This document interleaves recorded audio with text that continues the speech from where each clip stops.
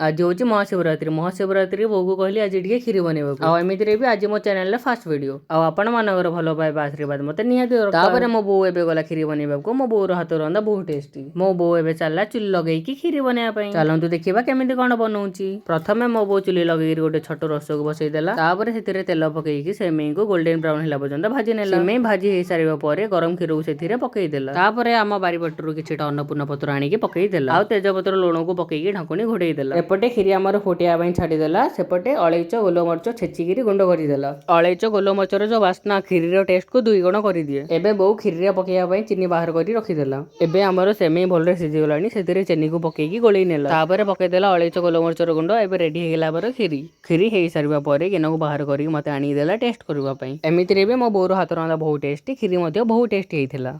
यहाँ मो चैनल प्रथम वीडियो आपण मान सपोर्ट मत निहाती दरकार। रही जय जगन्नाथ।